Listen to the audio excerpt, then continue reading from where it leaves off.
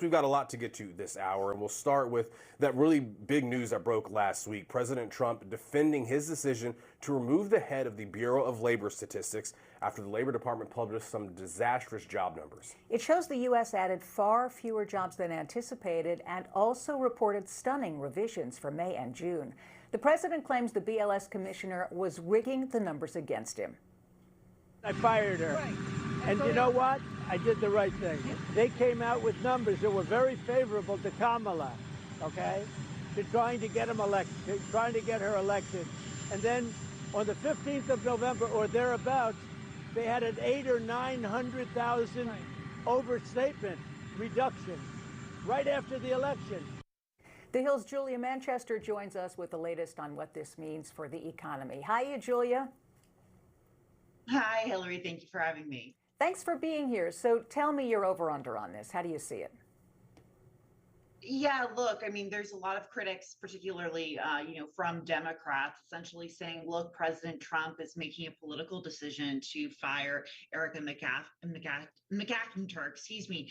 He essentially fired her hours after those jobs reports job report came out that showed really dismal gains for the U.S. economy in terms of jobs, roughly 100,000 to 73,000 jobs between May and July. So definitely getting some pushback there, and President Trump defending this by saying, look, during the election, she was, publishing great jobs numbers for the Biden administration. But this is certainly getting pushback. There's a lot of critics who say, look, there's no way that she could have altered these numbers or sort of tinkered with them for political purposes. And we have to remember, she was confirmed during the Biden administration. She may have been appointed by President Biden, but she was confirmed by a Republican-led Senate. So a lot of criticism this morning. Yeah, one of those senators was Vice President J.D. Vance. So let's take a look at the numbers and why the president is so upset. We saw that 73,000 jobs added in July, 258 fewer jobs in May and June that were originally reported. You see the revisions down for both May and June, and that is due in part to how these numbers are ultimately gathered. It takes months and months of data gathering to get them. Julia, I want to listen to what the director of the Economic Council, Kevin Hassett, had to say about this, and then a former BLS commissioner himself, and then get your reaction on the other side.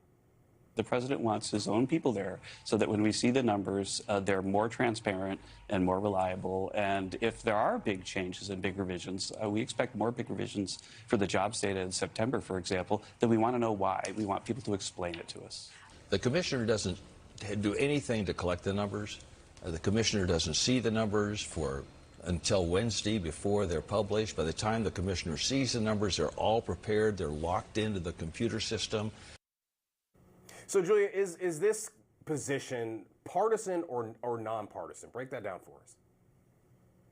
Well, I mean, it would appear that it is partisan from what we've heard from President Trump from his, Kevin Hassett even saying that, look, he wants his own people in there. That would lead you to believe it is partisan. The Trump administration is pushing back that, this is not, partisan versus partisan. This is just has to do with whether this is fair or unfair. But it's hard to see how, this doesn't seem to be a partisan position, given this happened hours after those jobs numbers were released. And we know that the president is very much, trying to, push this narrative and, tout the U.S. economy right now, especially at a time when we have a number of, global tariffs that are about to go into place. And there's a lot of uncertainty in the U.S. economy amid those tariffs, amid, just uncertainty about the economy in general. So right now, these job numbers certainly wasn't what President Trump, from, a political or public relations perspective, needed. So it seems, his critics would say this is him lashing out.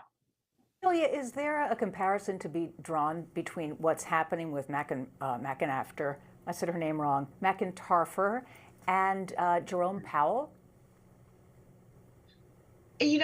Potentially. I've heard that, raised, a few times. I think we're obviously seeing the president lash out at Jerome Powell because because he's not lowering interest rates, or the Fed board is not lowering interest rates. President Trump wants to see that happening in order to inject more hope, more strength into the U.S. economy.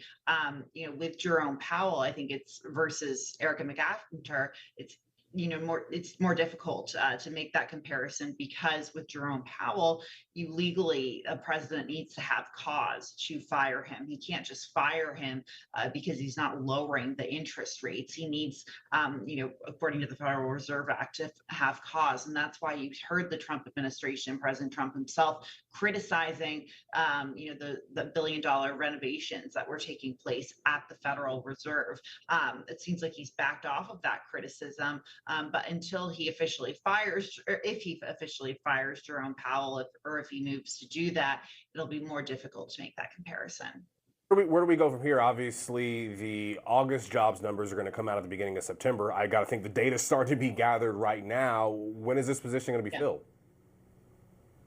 I mean, it's a good question. I mean, I imagine there would be some sort of interim position, an interim person thrown into this position, but someone's going to have to be confirmed. President Trump is going to have to appoint someone, and that person will have to go through the confirmation process through the Senate. The Senate is led by Republicans and a Republican majority, so I would imagine that whoever President Trump picks will pass confirmation, but it will likely be a grueling confirmation process. I think you're probably going to see Democrats very much push back against this nominee, the action that President Trump has taken in firing McEntarfer, So that's going to be certainly a partisan process going forward. Another grueling Senate confirmation process, as if we haven't seen that before. Thanks, Julia, thanks so much for joining us this morning. We appreciate it.